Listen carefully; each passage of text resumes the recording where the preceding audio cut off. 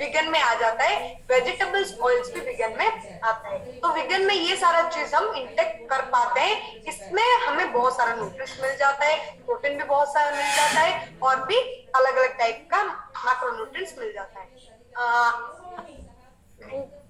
और बहुत सारा होता है प्रोटीन जिसमें हम पा सकते हैं। और विगन में क्या क्या चीज आता है, बेरीज आ जाता है, सीड्स आता है, एप्पल्स आता है, टर्मरिक आता है, ग्रीन टाइप का सलाद टाइप का बहुत सारा चीज आता है, टमाटर आता है, ऑलिव ऑयल आता है, नट्स, साइट्रस जो फ्रूट्स होते हैं वो भी हम आ जाते हैं।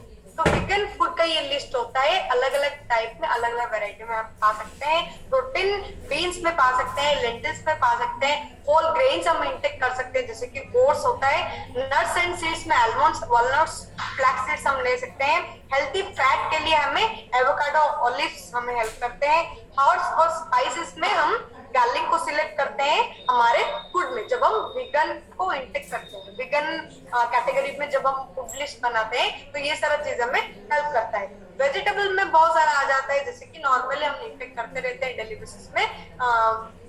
टमाटो होता है, ब्रोकोली होता है, पीस, कॉर्न्स, ग्रीन बीन्स होता है, ओनियन होता है, एस्परेगस होता है, कैरेट्स होता है, ये सारा चीज डेली लाइफस्टाइल में हम इंटेक करते हैं। तो प्रोटीन और लेग्यूम्स से हमें बहुत सारी चीज मिल जाता है जैसे कि बॉडी का प्रोटीन इंटेक अच्छा रहता है, हमें एनर्जी लेवल स्टडीली प्रोवाइड करता है। लिक्विड टाइप का जो चीज होता है जैसे कि विनेगर होता है, न्यूट्रिशनल यीस्ट होता है, ये सारा चीज में हम लिक्विड फॉर्म में विगन पा जाते हैं। ग्रोसरी लिस्ट ये होता है, अलग अलग टाइप का लिस्ट में अलग अलग चीज हम पा सकते हैं। फ्रूट्स में बहुत सारा होता है जैसे strawberry, orange, jackfruits, lemon, mango, pineapple, ये सारा चीज फ्रूट्स कैटेगरी में आता है। यहाँ पे हम कलेक्ट कर सकते हैं न्यूट्रिएंट्स। होल ग्रेन्स में ब्राउन राइस, ओट्स मिल, राइस खा सकते हैं, व्हीट फ्लोर खा सकते हैं, ये सारी चीज में होल ग्रेन्स में हम आ जाता है। फैट कलेक्ट करने के लिए एवोकाडो ले सकते हैं, ऑलिव ले सकते हैं, कैश्यू, आलमंड्स हम ले सकते हैं। तो प्रोटीन क्या होता है, प्रोटीन बहुत इंपॉर्टेंट चीज होता है। तो बॉडी में इसका रोल क्या होता है वो भी जानना जरूरी है। प्रोटीन क्या होता है, लार्ज और कॉम्प्लेक्स मॉलिक्यूल होता है जो कि हमारा बॉडी का बिल्डिंग ब्लॉक।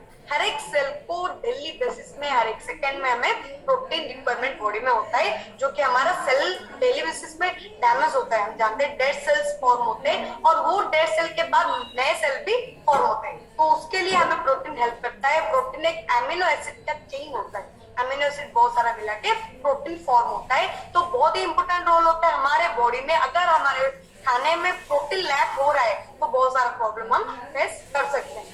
और स्ट्रक्चरल कंपोनेंट जो होता है हर एक सेल को रिक्वायरमेंट होता है। हमारे बोन्स को, मसल्स को, स्किन को हेल्दी रखने के लिए, बरकरार मेंटेन करने के लिए हमें हेल्प करता है। जब हमारा लाइफस्टाइल में प्रोटीन धीरे धीरे कम हो जाता है तो वहां पे क्या होता है, डिजॉर्डर स्टार्ट हो जाते हैं हमारे बोन्स में, मसल्स में, स्किन में। स्किन हमारा रफ हो जाता है, इचिंग स्टार्ट हो जाता है, स्किन अनहेल्दी दिखता है। इम्यून सिस्टम बॉडी का जो होता है वो भी लैक हो जाता है। धीरे धीरे इम्यूनिटी हमारा कम होता हुआ चला जाता है जब हमारे बॉडी में प्रोटीन इंटेक ठीक से नहीं होता है। हार्मोन्स डेली बेसिस में जो बॉडी में फ्लो हो रहे हैं उसमें भी प्रॉब्लम हम फेस करते हैं। कब किस टाइम में किस रिएक्शन देना होता है बॉडी कंफ्यूज होता है। और हार्मोन के इम्बैलेंस के लिए बहुत सारा इरेगुलरिटी बॉडी में डेवलप होते चला जाता है जो कि डिसऑर्डर भी हो जाता है फ्यूचर में, लॉन्ग टर्म में। एंजाइम्स जो हर एक प्रोसेस में बॉडी में हेल्प करता है। एक कुछ भी फंक्शन बॉडी में हो रहा है तो उसे कैटालाइज करने के लिए उसका स्पीड बढ़ाने के लिए एंजाइम्स हमें हेल्प करता है। 10,000 डिफरेंट टाइप का प्रोटीन हमारे बॉडी में प्रेजेंट होता है। तो उससे हमें मेंटेन करने के लिए डेली बेसिस में प्रोटीन अलग अलग टाइप का देना चाहिए। तो विगन प्रोटीन में क्या आ जाता है, विगन प्रोटीन बहुत सारे सोर्सेस में हम ले सकते हैं मगर हर एक चीज का क्वालिटी एंड क्वांटिटी वेरी करता है। किस प्रोटीन में किस चीज हमें ज्यादा मिलते हैं, किस चीज कम मिलता है, क्वालिटी अच्छा नहीं लगता, किससे डाइजेस्ट होता है, किससे डाइजेशन नहीं होता है। तो ये अलग अलग टाइप का होता है। उसमें जो एमिनो एसिड का चेन मैंने बताई, एमिनो एसिड का चेन 21 टाइप का एमिनो एसिड होता है। तो वो 21 टाइप में किस प्रोटीन में कितना एमिनो एसिड मिल रहा है, कौन सा एमिनो एसिड लैक हो रहा है, वो सारी चीज इंपॉर्टेंट होता है। तो नॉर्मली वीगन में हम क्या करते हैं, वेजिटेबल सोर्स में हम कलेक्ट करते हैं हमारा प्रोटीन सोर्स। तो वेजिटेबल सोर्स में वेजिटेरियन को क्या होता है, बहुत सारे लोगों को बॉडी में लैक्टोज का इनटॉलरेंट होता है। लैक्टोज बॉडी में डाइजेशन नहीं होता, टॉलरेंट नहीं कर पाता बॉडी में। तो उनके लिए बहुत ही अच्छा सोर्स होता है, हम कलेक्ट कर सकते हैं एंड प्लांट सोर्स जो कि वीगन सोर्स होता है। और वीगन प्रोटीन पाउडर हमें किस किस सोर्स में मिल जाता है, अलग अलग अलग टाइप के सोर्स में मिलता है, उसमें हमारा बॉडी का प्रोटीन रिक्वायरमेंट होता है। अमीनो एसिड भी बॉडी को मिल जाता है, मिल्क प्रोटीन से भी हम कलेक्ट कर सकते हैं हमारा protein source.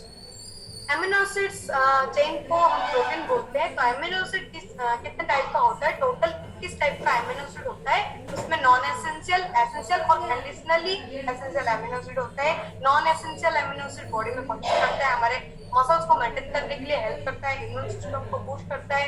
Essential amino acid में क्या आता है? हिस्टिडीन, आइसोल्यूसिन, लाइसिन, मेथिओनाइन, फिनालानाइन, थिरोनाइन, ये सारा चीज आ जाता है। 9 टाइप का एसेंशियल एमिनो एसिड बॉडी को जो डेली बेसिस में रिक्वायरमेंट होता है। कंडीशनली एसेंशियल एमिनो एसिड में बॉडी को रिक्वायरमेंट होता है। तो पूरा 21 टाइप का एमिनो एसिड अगर हमारे प्रोटीन सोर्स जो भी दिन भर में हम जितना क्वांटिटी प्रोटीन ले रहे हैं उसमें फुलफिल हो रहा है या नहीं हो रहा है, वो हमें देखना है। तो बिल्डिंग ब्लॉक होता है बॉडी का, बिल्डिंग ब्लॉक क्या मेन चीज पहले वो होना चाहिए। बिल्ड होने के लिए, बिल्ड होने के बाद पूरा बॉडी फॉर्म होता है। तो बॉडी में अगर बिल्डिंग नहीं हो रहा है तो बॉडी में क्या होगा?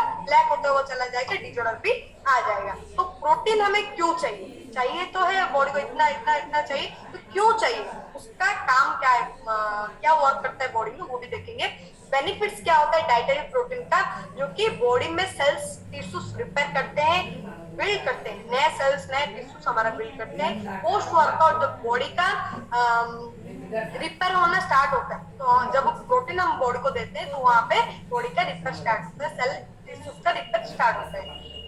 लॉन्गर टाइम वो डाइजेस्ट करने के लिए हमें हेल्प करता है। कार्बोहाइड्रेट जब हम लेते हैं उससे ज्यादा टाइम नहीं लेते हैं जब हम प्रोटीन सोर्स से लेते हैं। हमारा ब्लड शुगर हाई नहीं होता, सडनली हाई नहीं होता, धीरे धीरे बॉडी को एनर्जी लेवल स्टेडीली प्रोवाइड करता है जब हम प्रोटीन सोर्स लेते हैं। हमारा मेटाबॉलिज्म जो होता है उसे भी बूस्ट करता है।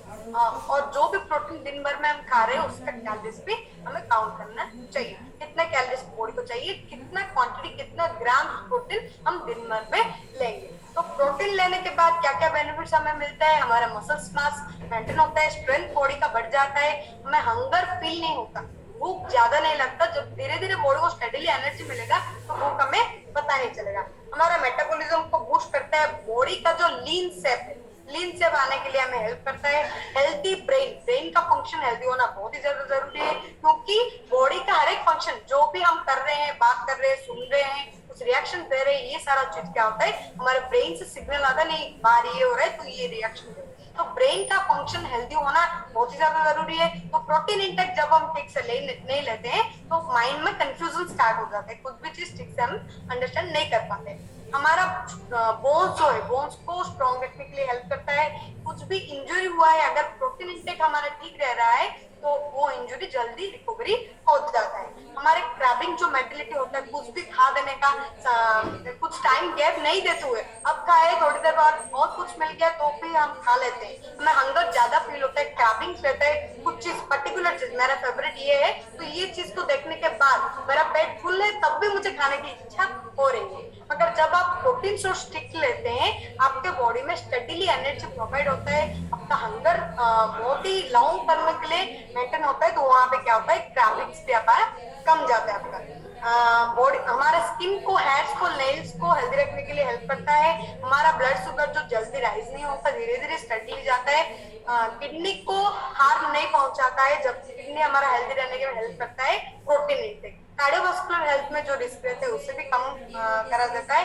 एज, बहुत सारे लोगों का एज का टर्म आता है, नहीं एज बढ़ गया इसके लिए मसल्स वीक होता चला जाता है, मगर आपके बॉडी में जब प्रोटीन इंटेक ठीक है, बॉडी के वेट के अनुसार, आपके बीएमआई के अनुसार जब आप प्रोटीन इंटेक ठीक कर रहे हैं तो वहां पे आपका मसल्स मास मेंटेन हो सकता है एट द एनी एज। जिस भी एज में आप है उस एज में आप आपके बॉडी का मसल मास मेंटेन कर सकते हैं। तो पूरा बॉडी को एसेंशियल होता है, हर एक बॉडी का ऑर्गन इसके लिए ग्रोथ होता है प्रोटीन जब हम ठीक से लेते हैं। एंजाइम्स उसका फंक्शन ठीक से करते हैं, हमारा हंगर को सेटिस्फाई करता है जब हम ठीक तरीके से प्रोटीन लेते हैं। तो ज्यादा प्रोटीन जब हम ले लेते हैं, एमिनो एसिड का चेन जो होता है उसे प्रोटीन बोलते हैं, तो ज्यादा एमिनो एसिड का चेन बॉडी में जब जाता है वो क्या होता है? ग्लाइकोजन और ट्राइग्लिसराइड फॉर्म में बॉडी में स्टोर होता है। ग्लाइकोजन जो मालूम होगा हमें, ग्लाइकोजन स्टोर होता है लिवर में, और जब हमारे बॉडी को भूख लगे और खाना हम नहीं दे पाते, वहां पे बहुत ही कम केस में ग्लाइकोजन कन्वर्ट होता है ग्लूकोज में और बॉडी को एनर्जी प्रोवाइड करता है। कार्बोहाइड्रेट सोर्स होता है जो कि हमें भूख जब लगता है वहां पे बर्न होके हमें एनर्जी प्रोवाइड करते हैं जब प्रोटीन इंटेक हम ज्यादा ले लेते हैं। एक्सेस प्रोटीन इंडेक्स लेने के बाद जितना प्रोटीन बॉडी को रिक्वायरमेंट है, जितना एनर्जी सोर्स रिक्वायरमेंट है, बॉडी का जितना परसेंटेज मसल्स ग्रोथ होना चाहिए, उसके बाद अगर एक्सेस हो जाता है तो वो क्या होता है, फैट में कन्वर्ट हो जाता है, बॉडी में स्टोर हो जाता है। जब नहीं जानते हुए बहुत सारा प्रोटीन हम ले लेते हैं तो वहां पे ये प्रॉब्लम हमें फेस करना पड़ता है। तो हमें जानना जरूरी कितना ग्राम प्रोटीन हम डेली बेसिस में ले सकते हैं। नॉर्मल जब हमारा वेट हो, हमारे बीएमआर के अनुसार 30% प्रोटीन हमें लेना चाहिए और हमारे बॉडी वेट के अनुसार जितना आप वेट है, अगर आपका वेट 80 केजी से तो बॉडी रेस्ट कंडीशन में भी 80 ग्राम प्रोटीन ले सकते हैं। जब आप एक्सरसाइज कर रहे हैं, वर्क कर रहे हैं तो पर केजी 1.2 to 2.4 ग्राम प्रोटीन आप ले सकते हैं। तो उससे काउंट करते हुए अगर उससे ज्यादा 2.4 पर केजी 2.42 ज्यादा प्रोटीन आप ले रहे हैं तो आपके बॉडी में वो फैट में स्टोर हो जाता है। अगर आपके बॉडी में बर्न कैपेसिटी नहीं होता, कुछ भी एक्सरसाइज नहीं करते हैं, फिजिकल एक्टिविटी बंद हो जाता है और खाते हुए चले जाते हैं प्रोटीन मसल्स ग्रोथ होता है, ऐसे चले जाते हैं तो वहां पे वो फैट आकार में स्टोर हो जाता है। एमिनो ग्रुप्स जो होता है वो यूरिन में हमारा बहुत सारा निकल जाता है डेली बेसिस में। मसल्स मास को मेंटेन करने में प्रोटीन हेल्प करता है, जबकि 30% प्रोटीन बॉडी को रिक्वायरमेंट होता है। अगर आपका बीएमआर, एक एग्जांपल देना चाहूंगी, बीएमआर 1800 कैलोरीज है तो उससे कैसे काउंट किया जाए आपका प्रोटीन रिक्वायरमेंट कितना ग्राम्स का होगा वो भी देखेंगे। तो per day 45 to 158 gram protein आप ले सकते हैं जब आपका बीएमआर 1800 है। अगर प्रोटीन आप ले रहे हैं वाटर सोर्स, जो कि डेली बेसिस में पानी का रिक्वायरमेंट बॉडी को होता है, वो अगर फुलफिल नहीं हो रहा है तो भी प्रॉब्लम होना स्टार्ट हो जाएगा। तो जितना प्रोटीन ले रहे हैं बॉडी के वेट के अनुसार प्रोटीन ले रहे हैं तो बॉडी के वेट के अनुसार आपको पानी ठीक से पीना है। जो टाइम में प्रोटीन ले रहे हैं उसका कुछ टाइम गैप देते हुए, जैसे कि हेवी फूड खा रहे हैं 30 to 45 मिनट्स के बाद हम पीते हैं। जब हेल्थी ब्रेकफास्ट हम लेते हैं उसके बाद कुछ मिनट्स के अंदर ही हम पानी सोर्स ले जाते हैं। तो आप जो टाइप का प्रोटीन लेते हैं उससे कंपैरिजन करते हुए कितना टाइम गैप में पानी इंटेक करना चाहिए वो भी आपको जानना जरूरी है। अगर ठीक से पानी नहीं पी रहे हैं तो आपको इंडाइजेशन स्टार्ट हो जाता है। Too much protein, too much पर केजी 2.4 टू ज्यादा प्रोटीन आप डेली बेसिस में अगर इंटेक कर रहे हैं, लॉन्ग टर्म में आपका किडनी डिजीज होने के चांसेस होते हैं, डायबिटीज, ऑस्टियोपोरोसिस होने की चांसेस होते हैं। आपको दिन भर एनर्जी फील होता है जब आप मॉर्निंग प्रोटीन इंटेक ठीक रखते हैं। तो एक काउंट करना चाहूंगी, 1800 कैलोरीज अगर आपका बीएमआर 1800 है तो कैसे काउंट किया जाए। 30-30-40 रेशियो जो होता है, प्रोटीन फैट एंड कार्ब्स जो होता है, आपको आपके बॉडी में 540 कैलोरीज प्रोटीन एंड फैट चाहिए होता है, कार्बोहाइड्रेट 720 कैलोरीज चाहिए होता है। तो वो कितने ग्राम का होता है, पर ग्राम 4 कैलोरीज हमें देता है प्रोटीन एंड कार्बोहाइड्रेट, और पर ग्राम 9 कैलोरीज हमें देता है फैट। तो उससे काउंट करते हुए आपका बीएमआर कितना है, उसका 30% कितना कैलोरीज आता है और उसमें कितना ग्राम्स का प्रोटीन, कार्ब्स, फैट आप इंटेक करते हैं, वो काउंट करके रखिए। दिन भर में वो फुलफिल हो रहा है या नहीं हो रहा है, कितना ग्राम्स लैक हो रहा है और क्या ऐड करना है, ये सारा चीज आप डिसाइड कर सकते हैं। तो जब प्रोटीन बॉडी में ठीक से नहीं जाता है, क्या प्रॉब्लम स्टार्ट होता है, टायर्ड फील होता है, बहुत सारा आलस फील होता है, दिन भर में कुछ भी काम करने का हमें मन नहीं होता है और वीकनेस फील होता है, फ्लैबी फील होता है जब बॉडी में प्रोटीन इंटेक ठीक से नहीं जाता है। प्रोटीन रिक्वायरमेंट हम फुलफिल कर सकते हैं हमारा मसल्स बिल्डिंग के लिए, सेल्स रिपेयर करने के लिए, हमारे बॉडी को स्टेडीली एनर्जी देने के लिए, और थ्रू आउट द डे हमें एनर्जी